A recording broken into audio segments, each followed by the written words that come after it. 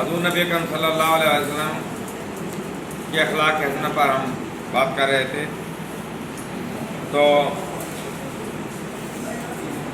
آج کے سبق میں ہم اگلا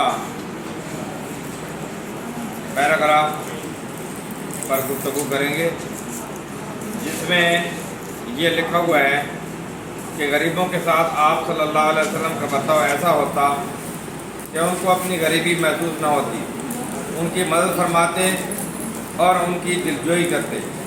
اکثر دعا مانگتے تھے کہ خداوند مجھے مسکین زندہ رکھ، مسکین اٹھا اور مسکینوں کے ساتھ میرا حشر کر. سبحان اللہ. آج کل تو ہمارا جو رجحان ہے، آج کل جو ہمارا خواہش ہے ہماری، وہ ہے آج کل ہمارا دل کرتا ہے کہ ہم امیر ہوں، امیر سے امیر تر ہوں، ہمارے پاس مال دولت زیادہ ہو، ہمارے پاس بنگلے اور گاڑیاں ہوں. لیکن یہ حضور نبی اکرم صلی اللہ علیہ وسلم کی سنت نہیں ہے. حضور نبی اکرم صلی اللہ علیہ وسلم غریبوں کی دادرسی فرماتے اور ان کی امداد کرتے، اور ان کو محسوس بھی نہ ہوتا آپ غریب کی کوئی مدد کر رہا ہو. ہم جب عام طور پر کرتے ہیں، کسی غریب کی مدد کرتے ہیں، تو ان کو محسوس جتلواتے ہیں کہ ہم آپ کی مدد کر رہے ہیں. اگر نہ بھی جتلائیں تو اس طریقے سے ہم غریب کی مدد کرتے ہیں جس سے وہ محسوس کرتا ہے کہ یہ میری مدد کر رہا ہے، یہ میرا احسان کر رہا ہے مجھ کے اوپر. لیکن حضور نبی اکرم صلی اللہ علیہ وسلم کی یہ سنت نہیں ہے. حضور نبی اکرم صلی اللہ علیہ وسلم غریب کی دادرسی فرماتے اور غریب کو محسوس بھی نہ ہوتا، اور اللہ پاک سے یہ دعا فرماتے، یہ دعا کرتے اللہ پاک سے کہ یا اللہ مجھے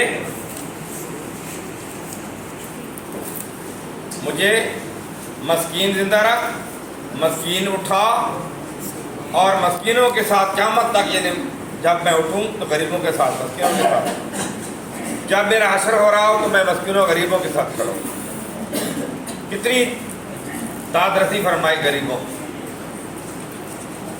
یعنی اگر کوئی زندگی میں زندہ رہ رہا ہے، غریب ہے، تنگ دست ہے، تو یہ نہ سمجھے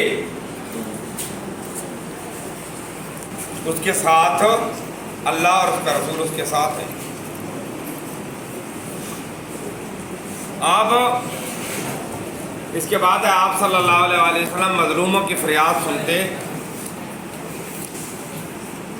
جو مظلوم ہوتے ہیں ان کی فریاد سنتے، انصاف کے ساتھ ان کا حق دلاتے، کمزوروں پر رحم کھاتے، بے کسوں کا سہارا بنتے، مقروضوں کا قرض ادا کرتے.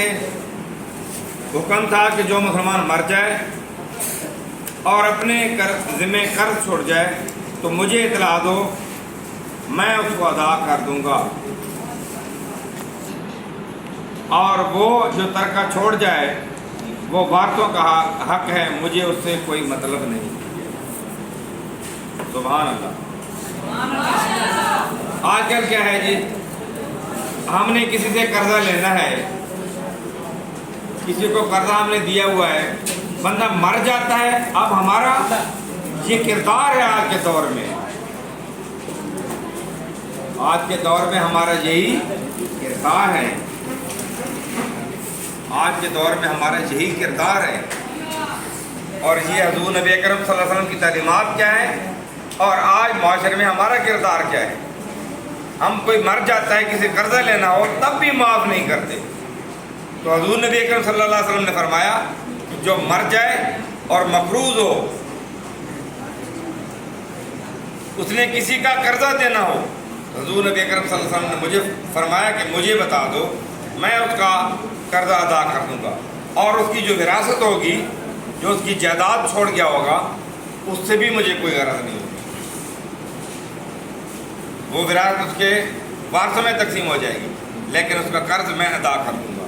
کیونکہ اگلی بات بھی سن لو، جو مقروض ہوتا ہے جس نے کسی کا قرض دینا ہوتا ہے، جس نے کسی کا قرض دینا ہے، کسی سے قرض لیا تھا واپس نہیں کیا، مر گیا، مقروض مر گیا، اس کا بطور مسلمان اس کا جنازہ بھی نہیں ہوتا، اس کا جنازہ پڑھانا بھی منع ہے۔ حضور نبی اکرم صلی اللہ علیہ وسلم نے فرمایا کہ جو اس کا سب سے پہلے قرض ادا کرو،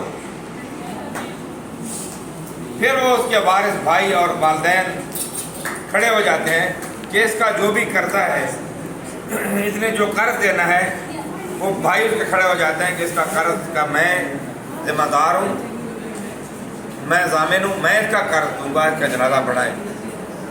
پھر علماء اس کا جنازہ پڑھانے کی اجازت دیتے ہیں کہ آپ اس کا جنازہ پڑھایا جائے۔ ماشاء اللہ۔